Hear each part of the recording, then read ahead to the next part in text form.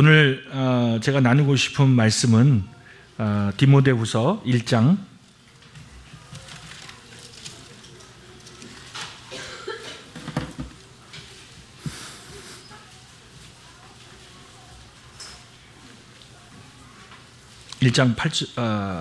7절로 8절입니다.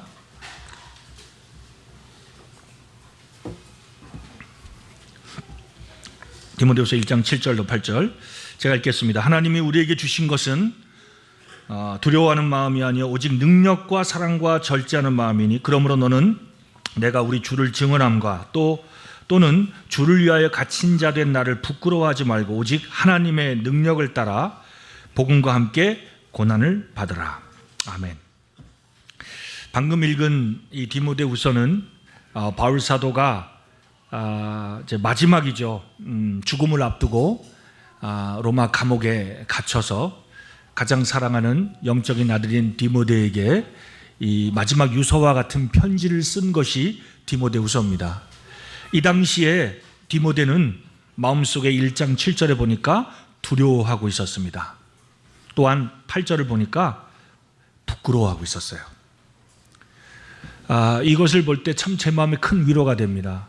뭐가 위로되냐면 디모데 형제님도 두려워하고 부끄러워했구나.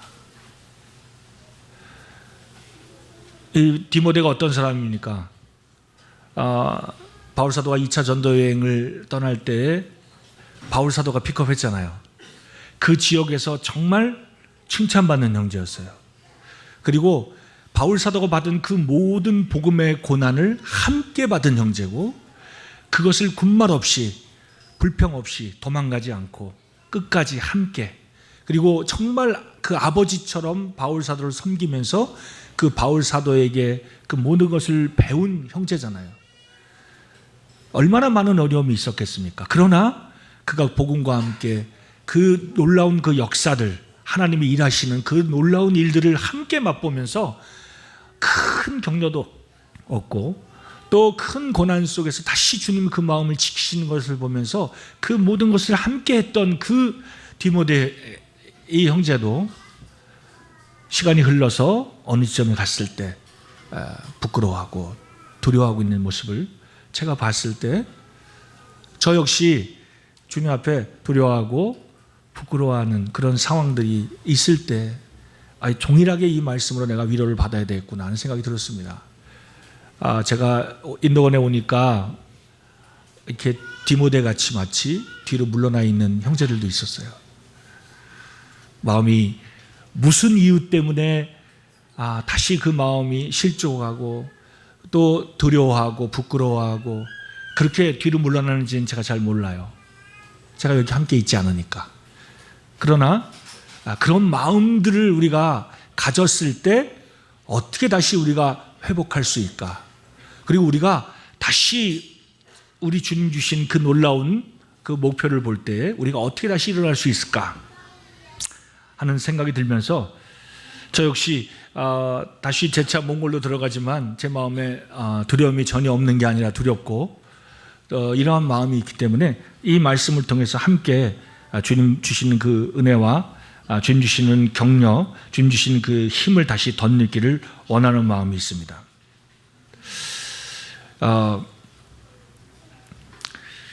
어제 제가 그 선교팀 메시지를 부탁받고 잠깐 그 말씀을 나눴을 때 그런 얘기를 했습니다. 바울은 그가 달려갈 길을 계속 끝까지 달려갈 때 로마서 1장 14절에 보니까 그가 헬라인이나 아니면 종이나 자유자나 그 모든 사람, 유대인들이나 상관없이 그 모든 사람에게 빚진 자라는 그런 마음을 갖고 있다. 결국 빚진 자라는 그 강권하는 마음 때문에 그 빚을 갚아야 그게 해결되잖아요. 그러니까 그 모든 사람에게 복음을 전하는 것이 하나님 부르신 그 사명이고 그리고 그가 그 부르심 또한 그 빚진 자라고 하는 그 강권하는 그 하나님 주신 마음 때문에 그 생애를 주님 앞에 드릴 수 있었다라는 그런 말들을 나눴습니다. 그렇다면 그 빚진 자라고 하는 그 놀라운 그 복음 때문에 우리가 이 세상 가운데 구원받았습니다. 이 복음이 얼마나 놀라운 것입니까? 바울 사도가 실제로 이 로마서를 기록하고 그 복음을 정말 체계 있게 우리에게 전수해 줬습니다. 이 로마서는 정말 주옥 같은 작품입니다. 하나님 주신 이 말씀을 우리가 정말 깊이 있게 공부하길 원합니다. 사랑하는 자님들, 정말 열심히 로마서를 공부하십시오. 왜냐하면 그 안에 우리가 복음을 위해서 복음이 뭐냐, 구원받는 방법 뭐냐, 이런 것만 적혀 있는 것이 아니라 성도들이 의인이 믿음으로 말미암아 사는 그 모든 길이 그 안에 들어 있습니다. 우리가 이 세상 가운데 실제적으로 이 땅을 살아가면서 우리 마음이 낙심되고 또 우리 마음이 두려워하고 부끄러워하는 마음들을 들 수 있을 때에 다시금 우리가 힘과 소망을 얻는 것이 그것이라고 생각이 듭니다. 교회는 언제나 늘 강건하고 그리고 하나님 주신 뜻을 따라 그 목적을 따라 가면 참 좋겠지만 우리가 성경을 보거나 또 교회 역사를 보면 그렇게 건강하고 부흥됐던 교회들이 그 다음 세대까지 그 바톤을 넘기는 교회들은 많지 않습니다. 거의 대부분 한 세대가 지나가면 타락하고 약해져가고 그리고 변질되는 것을 우리가 똑똑히 목도하고 있고 똑똑히 알고 있습니다. 실제로 요한 사도가 요한 서신서를 기록할 때는 그가 정말 지긋한 나이가 돼서 이제 주님 나라 가기 직전에 요한 1서를 기록했는데 그 요한 1서를 기록한 그 요한 사도의 서신을 보게 되면 그 당시 교회가 얼마나 변질되고 그리고 구원받은 사람이 진짜 맞는지 여러 가지 그 확증을 해야 할 만큼 수많은 어려움들이 교회 가운데 있는 것을 우리가 인식할 수 있습니다. 정말 초대교회의 그 핍박과 어려움들이 지나가고 나서 한 세대가 지나가 버리게 되면 그 건강했고 부흥을 맛봤던 교회들이 연약해지고 또 변질될 수 있다는 것입니다. 우리 사랑하는 인도원교회 2004년도에 시작했죠. 이제 2017년입니다. 그죠? 우리가 정말 주님 주신 그 놀라운 뜻을 따라 그 복음을 갖고 있는데 우리 교회가 결국 이 땅에 존재하는 목적은 바로 복음과 선교 때문인데 우리 주님 주신 이 놀라운 부르심 사명을 끝까지 우리가 달려가고 그거 우리가 달려가는 뿐만 아니라 지금 이 어린아이 이제 태어나고 아니면 이제 걸어다니는 아이들 아니면 이제 중고등학교 아이들 이 다음 세대에게 우리가 건전하고 건강한 교회 이 복음과 선교의 사명을 전달해 줄 책임이 우리에게 있는 것입니다. 실제로 바울 사도는 이제 주님 부르시는 그 부르심 앞에 이제 그가 생애를 마치려고 할 때 자기 아들 디모데에게 정말 다음 세대인 그 디모데에게 이 복음을 맡기고 그 소명을 그에게 다시 전수하고 너는 무엇을 위해 살아야 된다라는 걸 다시 상기시키는 그 말씀이 디모데후서입니다. 그렇죠. 제가 엊그제 한 분과 상담하면서 제 마음이 참 기쁨이 됐어요. 이제 그분이 그런 얘기를 하더라고요. 자기가 살아오면서 굉장히 부족한 게 없었대요. 뭐 부모님도 다 건강하시고 그리고 아버지가 이렇게 직장이 좋으셔서 뭐 이렇게 가난하지 않게 잘 사셨고 대학 졸업하고 좋은 직장에 들어가서 부족한 게 없었대요. 근데 행복하지 않았다는 거예요. 부족한 게 없는 것 같은데 자기 마음을 들여다보니까 행복하지 않았다는 거예요. 참 그런 말을 들을 때 야, 주님이 일하고 계시는구나. 이분 마음 가운데.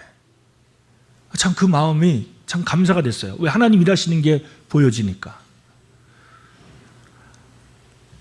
우리가 이 죄에 대해서 깊이 있게 인식하지 못하면 우리 굉장히 위험해집니다. 죄는 그냥 우리 마음속에 일어나는 하나의 욕구나 우리가 짓고 있는 범죄의 목록 리스트가 아니라 이 죄는 독립적인 것이고 아주 강력한 지배력을 가지고 있는 세력이에요.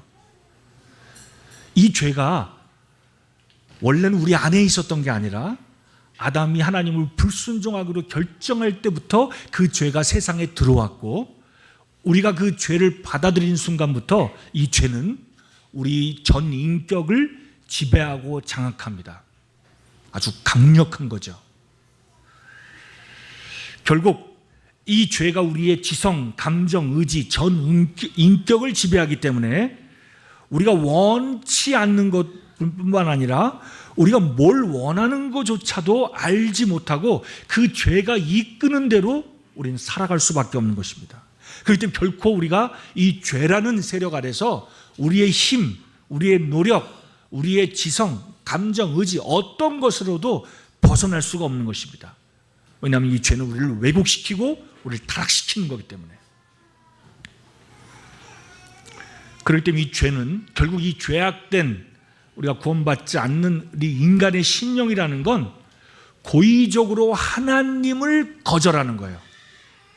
로마서에 보면 그 마음에 하나님 두기를 싫어해매라고 합니다. 그 마음에 하나님 두기 싫어한다는 말의 의미는 그의 지식에 하나님을 알기를 원하지 않는다는 거예요.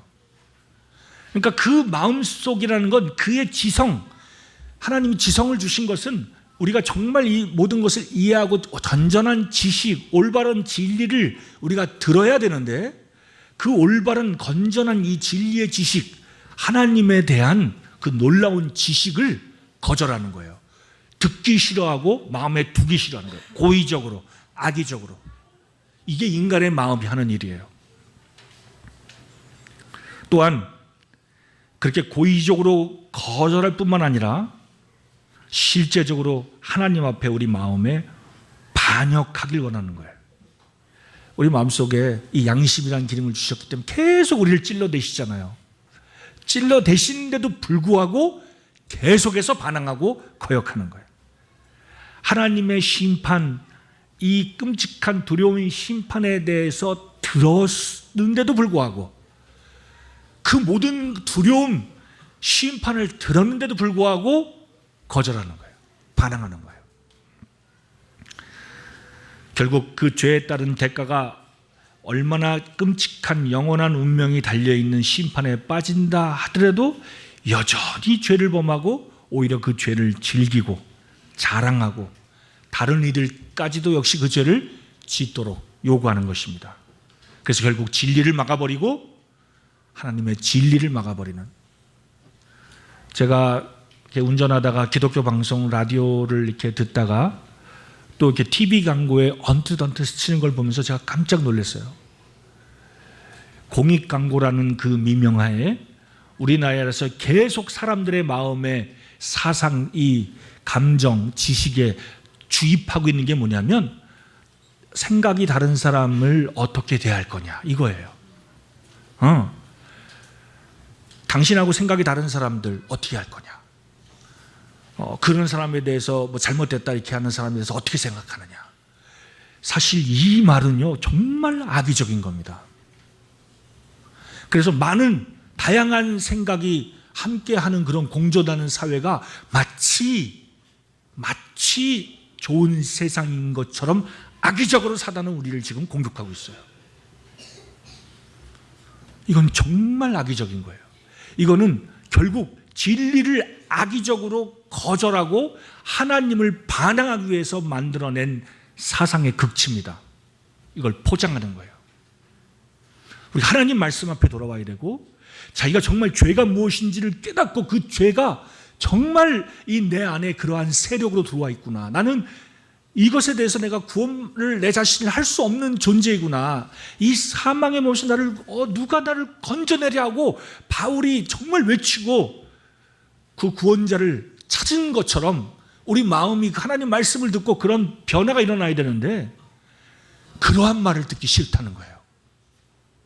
이제는 심리학과 상담 이런 걸로 이제는 다 사람을, 그건 죄가 아니야, 그건 네 환경이 그래서 그런 거야, 그건 네가 그런 상처를 받아서 그래, 이제 다 그걸로 포장해요. 이제 죄라는 말을 못하게 하는 거예요, 이 세상이. 하나님의 진리를, 이 복음을 전하려고 하는 것을 다 막아버리는 세상이 되어버렸어요. 이제 그 누구도 복음을 전하지 못하는 그런 구조적으로 만들어버리는 거예요. 약한 세상이. 복음 무엇입니까? 복음 우리의 이런 처참한 상황을 드러내는 것입니다. 그렇기 때문에 이 죄악 가운데 팔린 우리에게는 오로지 우리의 희망은 그리스도밖에, 구원자밖에 없다라고 이 놀라운 복음을 선포해야 되는데 그걸 못하게 하는 게 바로 오늘날의 이 시대 정신이라는 겁니다. 이런 가운데 우리가 살고 있습니다. 아마 시간이 흐르면 흐를수록 더욱더 그 저항은 셀 것이고 더욱더 성도들이 살아가기는 힘든 시대에 우리가 살고 있습니다. 요즘 선거철이라 난리 났죠. 시끄럽더라고요. 막 그냥 차에다 대고 그냥 크게 해가지고 막 이 1번 찍어라 뭐 2번 찍어라 막 테레비만 틀면 나오고 이분들이 아주 정신없습니다. 저희 집사람이 계속 물어봐요. 가끔씩 누구 찍어요 뭐. 당신 어떻게 할 거야. 정말 제 마음속에 정말 찍어주고 싶은 사람이 한 명도 없는 거예요. 왜냐하면 이 세상은 타이타닉호하고 똑같아요. 침몰하고 있어요. 이건 침몰될 거예요. 하나님 말씀에 의해서. 침몰하고 있는데 선장 바꾸면 뭐예요? 그죠? 침몰하고 있는데 선장, 이 사람 좀 바꾸면 그래도 좀 뭔가 절대로 나아질 일이 없죠. 그래도 국민의 의무니까 하긴 해야죠.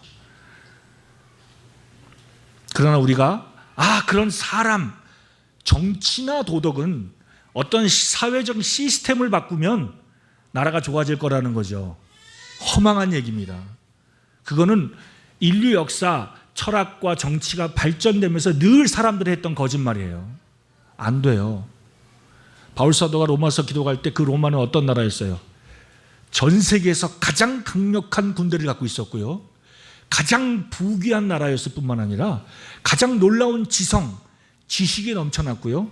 그 문화와 종교와 그 모든 것이 다 발전했던 나라예요. 그들이 갖고 있던 정치 시스템은 놀라웠어요. 근데 그 나라가 왜 로마가 멸망했습니까? 그 모든 걸 갖고 있으면서도.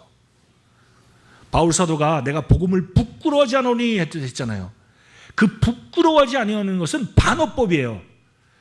내가 그냥 복음을 부끄러워하지 않는 사람이야 이 정도가 아니라 나는 복음을 영광스럽게 생각하는 거야. 나는 복음을 자랑스럽게 생각하는 거예요. 왜요? 그렇게 교만하고 모든 게 부족함이 없다라고 하는 그 로마에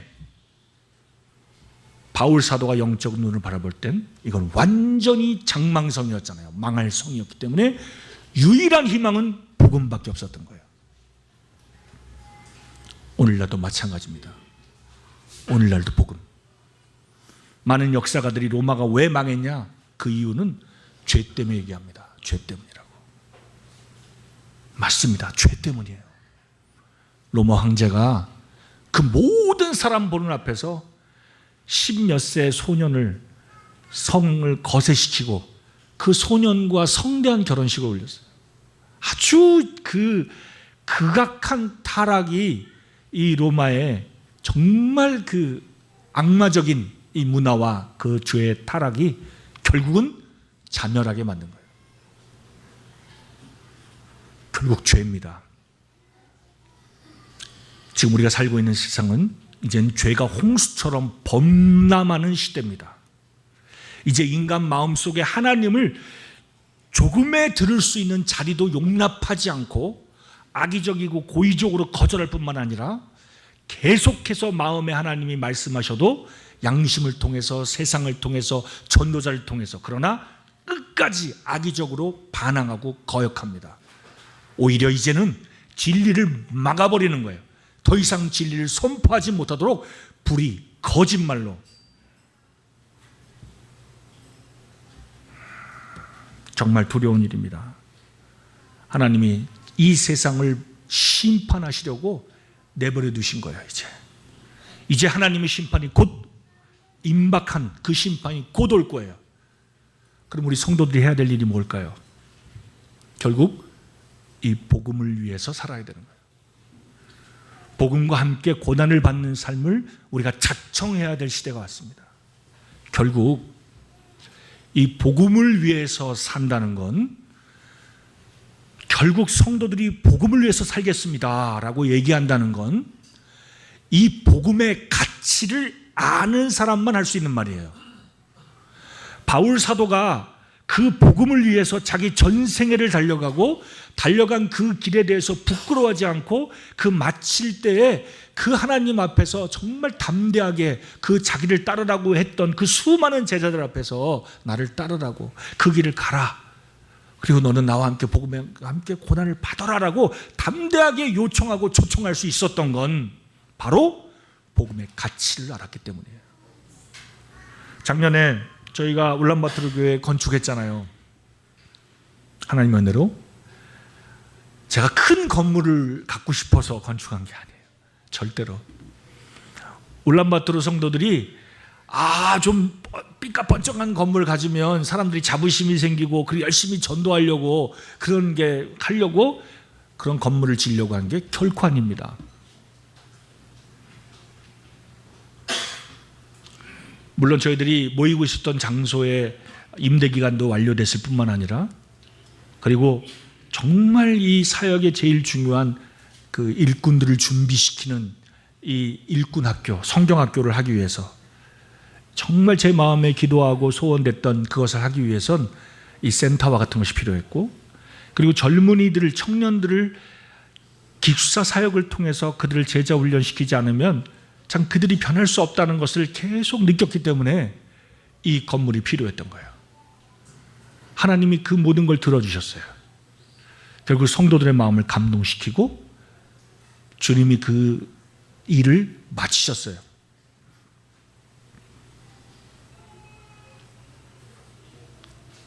왜 그렇습니까? 바로 복음 때문에 그렇습니다. 이 복음의 깃발을 들고 이 복음의 전사가 돼서 복음과 함께 고난을 받을 그런 영적인 군사를 얻어내기 위해서 사실은 그 모든 일을 한 거예요. 왜 제자훈련을 하죠? 몽골 성도들도 제자훈련을 합니다. 왜 제자훈련을 할까요? 실제적으로 우리가 균형 잡힌 삶을 살 뿐만 아니라 이 복음과 함께 이 복음의 가치를 알고 그 복음에 합당한 삶을 살게 하기 위해서 사실은 훈련을 하는 거죠.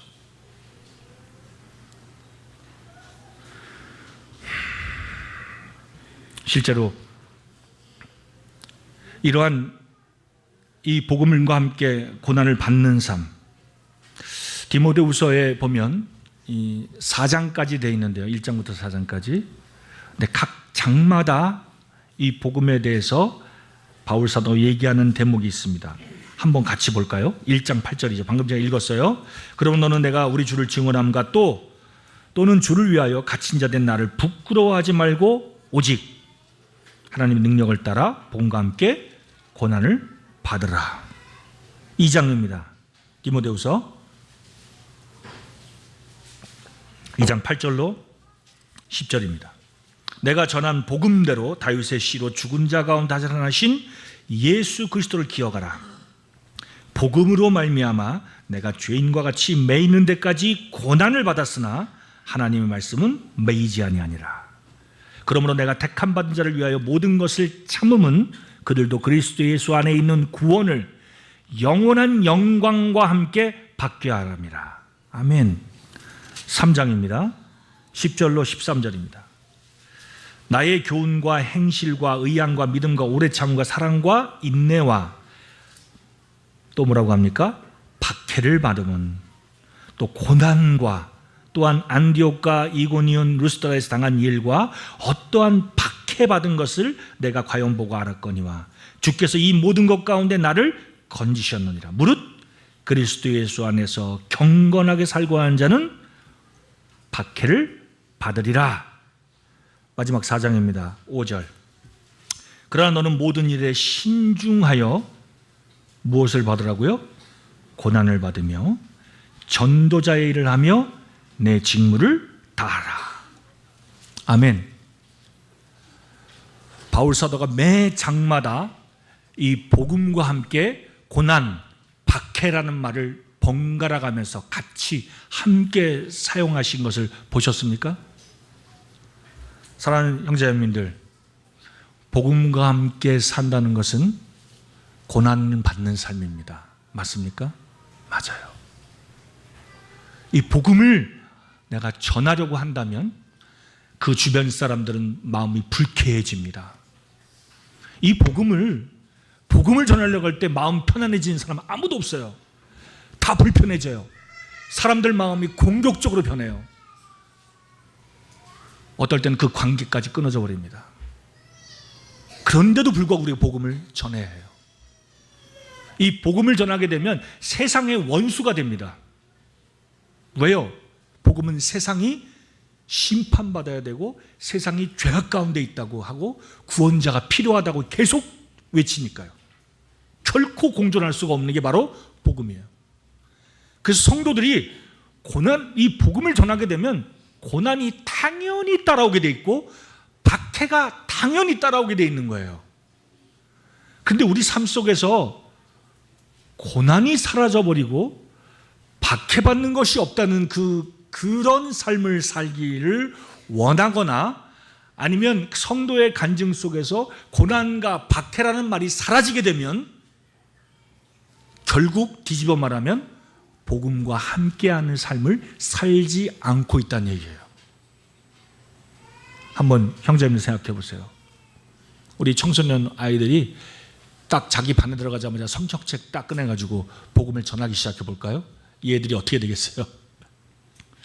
사랑하는 형제님들이 직장에서 사무실에서 만나는 사람마다 성경책 들고 복음을 외치기 시작하면, 자매님들이 동네 사람들 만나는 데마다 복음을 전하기 시작한다면 어떻게 되겠습니까? 끔찍한 일이 벌어지겠죠. 생각할 수 없는 환난, 고난, 공격들을 받아들 겁니다. 그런데 주님 그걸 원하시는 거예요. 우리에게. 우리 교회가 존재하는 목적이 바로 복음을 위해서예요.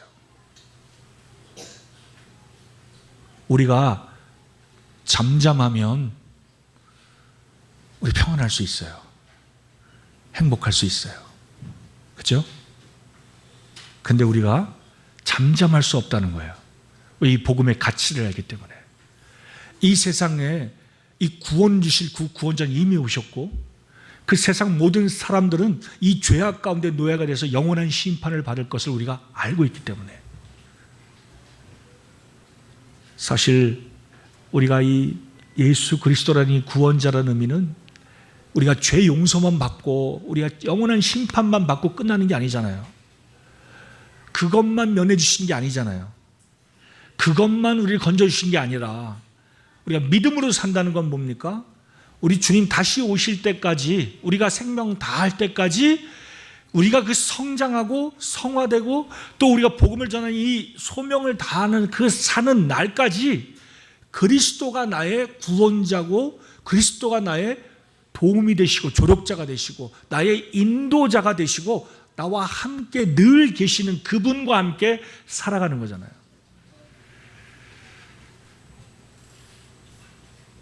이 고난을 우리가 기쁘게 받아야 될 겁니다. 바울 사도가 뭐라고 얘기합니까? 그러므로 내가 택함 받은 자를 위하여 모든 것을 참는다 그랬어요. 그리고 그들도 그리스도 예수 안에 있는 구원을 영원한 영광과 함께 받게 하랍니다. 아멘. 참는다는 건 결국 고통과 박해 가운데 있는데 불구하고 우리의 소명, 목적이 정확하기 때문에 견뎌낸다는 거예요. 그죠?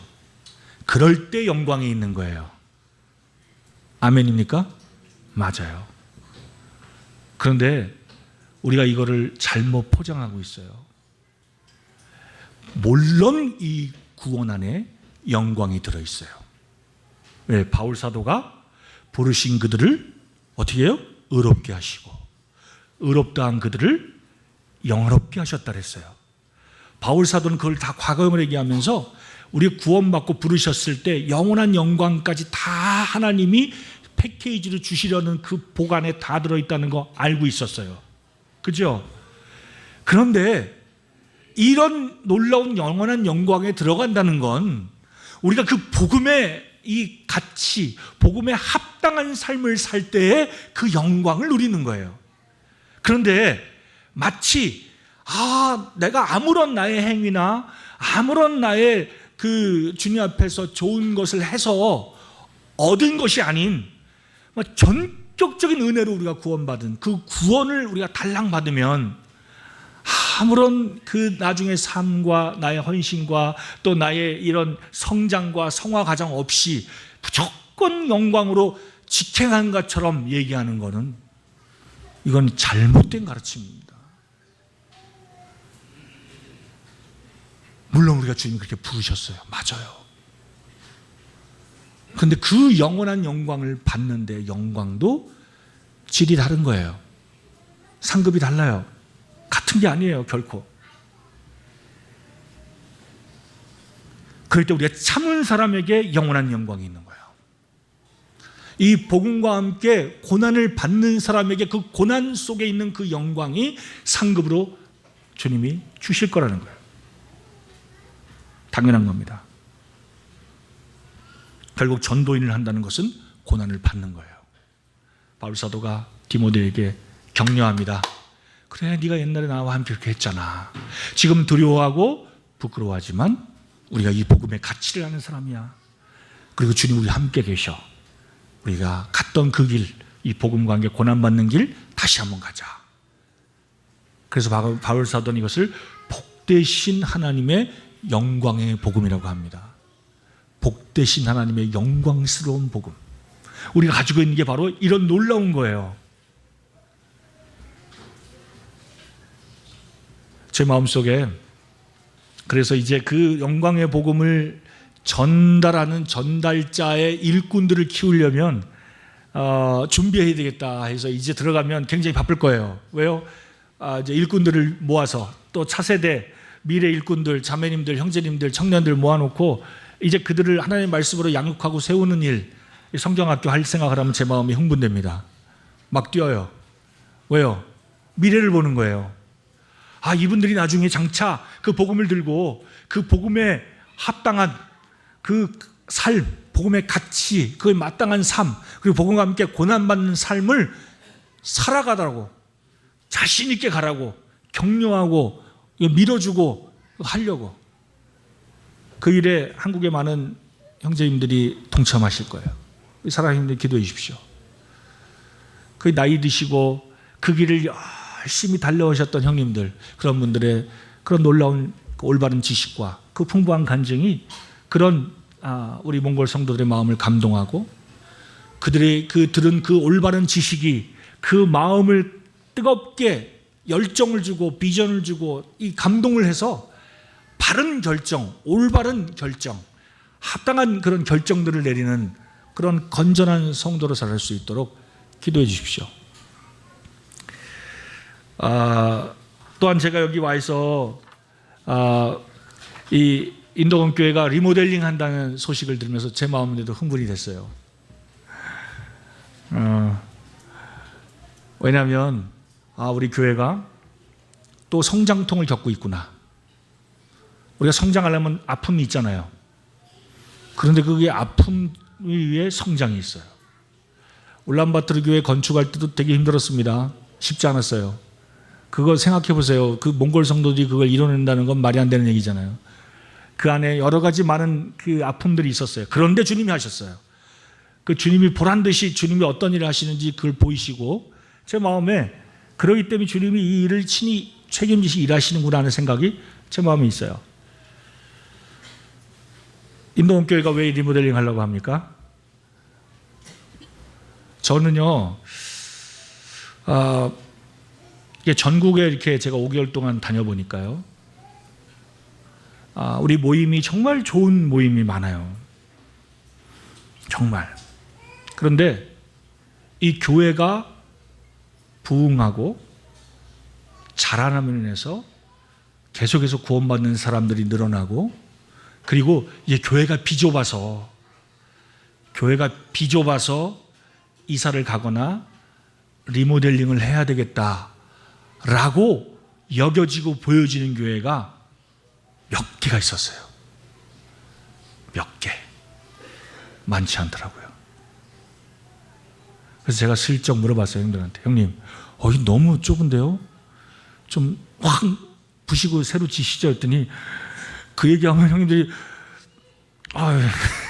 이게 별로 이렇게 달가워하시지 않더라고요. 왜요? 저도 알아요. 그렇게 하려면 헌신해야 되거든요. 그렇게 말하기가 쉽지 않아요. 싫은 거예요. 성도들이 마음이 막 나눠지고 그것 때문에 막 힘들어지고 이런 걸 생각하니까 골치 아프니까 안 하시는 거예요. 그러니까 여러 가지 많은 대안들을 다 하셔요.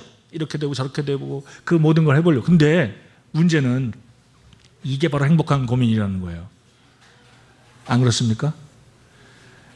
이게 머리 아픈 고민이 아니라 행복한 고민이라는 거예요. 만약에 형제님들 제가 울란바토르 가서 그 새로 지은 교회가 몇 년 뒤에 꽉 찼어요. 너무 힘들어요. 이거 리모델링을 하든지 뭘 하나 또 더 짓든지 그런 얘기하면 형님들 그 왜 전도를 열심히 해가지고 쓸데없이 교회가 이렇게 사람 많아져가지고 애들은 왜 이렇게 많이 낳는 거야. 그냥 적당히 낳지. 이러실 거예요? 응? 그러실 거냐고. 우리가 주님 찬양해야 되잖아요. 그렇구나. 주님이 지금도 은혜를 베푸셔서 우리 교회를 사용하시는구나. 태어나는 아이를 볼 때 요즘 아기 그냥 저절로 태어나는 게 아닙니다. 많은 사람이 아기를 못 낳는 사람들도 있어요. 근데 아이가 많아지면 막 정신없죠. 일이 많아지니까. 근데 부모는 그걸 대책을 세워야 돼요. 많아지는구나가 아니라 그걸 대책을 세우고 그 다음 세대에게 우리가 이 복음, 선교, 이 합당한 주님 우리 부르신 존재의 목적을 전달할 책임이 있잖아요. 우리 교회는 성도들이 즐겁고 행복하고 교제하려고 모이는 곳뿐만 아니라 바로 복음을 위해서 존재합니다. 우리가 복음과 함께 고난을 받기 위해서 이 땅에 하나님이 저희들을 남기셨어요. 그것은 복음과 함께 있는 영광이란 말로 바꾸셔도 됩니다. 이제 고난 말에는 항상 영광을 넣어서 우리가 해석할 수 있잖아요. 저도 마음이 막 흥분이 됩니다. 인도원교회 리모델링할 미래를 생각하고 그 리모델링 된 교회에 불신자들이 와서 복음을 듣는 거, 그리고 청소년 아이들, 이 어린 아이들이 하나님 말씀을 듣고 기뻐하고 잘 자라서 주의 일꾼이 되는 거, 그거 볼 때 제 마음에 막 흥분이 돼요. 제가 울란바토르 교회에서 이제 시작할 성경학교 때문에 마음이 막 뜨겁고 흥분되는 것처럼 이런 걸 생각하니까 제 마음이 막 뜨겁고 흥분됩니다. 이 사랑하는 형제님들 참 감사합시다. 하나님이 지금도 이 놀라운 은혜를 주셔서 우리를 사용하시고 복음을 전하게 하시고 또 사람들을 구원하시고 구원받는 그들을 다시금 준비시키셔서 그 일에 강건하게 쓰여질 수 있는 이 교회로 우리를 불러주신 것에 대해서 참 우리 감사합시다. 그리고 다시 한번 이제 우리가 살아가는 이 세상은 이 복음을 대적하고 더 힘든 것이 될 거라고 우리는 분명히 알고 있잖아요. 이럴 때 정말 중요한 게 바로 교회입니다. 이 교회는 살아서 하나님의 기둥이 되고 하나님의 이 복음의 빛을 이 세계 만방에 정확하게 비추는, 결코 과감 없이 선포하는 곳이 되어야 하고 그 사람들을 구원하는 놀라운 복음을 전할 수 있는 하나님의 집이 되어야 한다고 믿습니다. 그 일이 되기 위해서 우리 사랑하는 개개인 성도들이 일심으로 마음을 합해야 합니다. 바울 사도가 빌립보서에서 뭐라고 합니까? 이 말씀 읽고 이제 말씀 마치려고 합니다. 빌립보서입니다.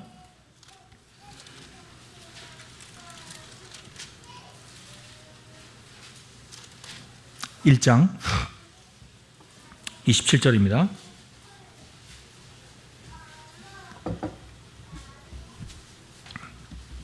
오직 너희는 그리스도의 복음에 합당하게 생활하라.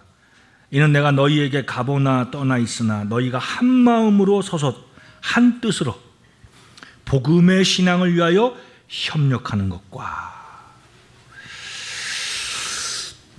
우리가 이 복음의 가치를 알았기 때문에 그 복음에 합당한 삶이란 고난을 두려워하지 않는 삶, 고난을 기대하는 삶, 그 고난을 받기로 결정한 삶입니다. 그러기 위해서 우리가 복음의 신앙을 위해서 협력하고 한 마음 한 뜻이 되어야 되는 겁니다.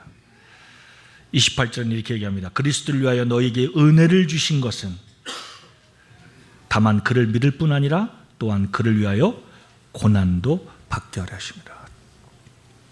이 고난은 선택이 아니라 그리스도인들이 경건하게 살고자 하면 반드시 따라오는 것입니다. 복음과 함께 살기 위해서. 우리 사랑하는 인도원 교회가 계속해서, 또한 몽골에 있는 4개 교회가 계속해서 동일하게 이 복음과 함께 고난을 받고 두려워하지 않고 복음을 위해서 한 마음 한 뜻으로 협력하고 복음에 합당한 삶을 살아가는 교회가 서로 될 수 있도록 계속 기도하고 격려했으면 좋겠습니다. 함께 기도하겠습니다. 주님, 감사합니다. 이렇게 완악하고 고집스러웠던 저희들을 성령께서 저희들의 마음을 부드럽게 하시고 저희의 생각을 바꿔주시고 저희의 욕구들과 저희의 악한 모든 것들을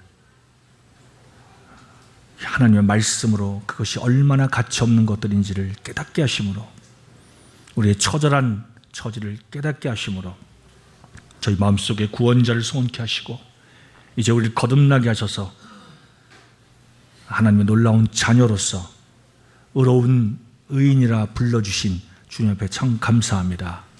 이제 그 의인된 우리들 마음 가운데 성령님이 함께 하심으로 이제 우리 안에 육신이 있지만 그 육신을 따라 사는 자가 아니라 이 성령의 인도하심을 따라 성령 충만한 대로 저희들이 살아갈 수 있도록 이 생명의 성령의 법으로 저희를 불러주신 주님 앞에 참 감사합니다. 이런 저희들이 이제는 저희를 구원하신 그 놀라운 복음의 가치를 깊이 인식한 성도들이 한마음 한뜻에 서서 이제 복음으로 연합하고 복음으로 협력하는, 그래서 복음과 함께 고난을 받는 삶을 저희들이 기꺼이 즐겁게 자청할 수 있도록 성령께서 저희 마음에 감동하시고 성령께서 저희가 바른 결정을 할 수 있도록 역사하여 주시옵소서.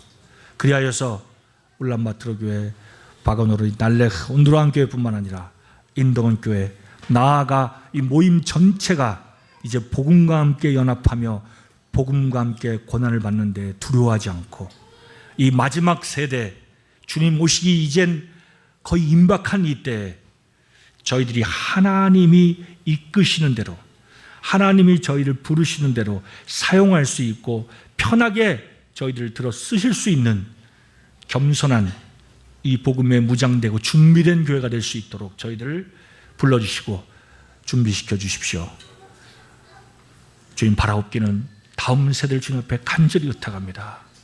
이 세상에 정말 죄악되고 악한 것이 넘쳐나고 있는 이 세대에 우리 아이들, 다음 세대 청년들을 주님 보호해 주십시오. 그들이 이 복음의 이 놀라운 능력과 가치를 맛보아 알아서 이 세상에 죄악의 파도가 거치면 거칠수록 더욱더 이 복음의 빛이 밝게 드러날 수 있도록 이 다음 세대들 주님이 특별한 은혜로 보호하시고 그들을 구원하시고 주님이 무장시켜 주시옵소서. 감사드리며 존귀하신 예수님의 이름으로 기도드렸습니다. 아멘.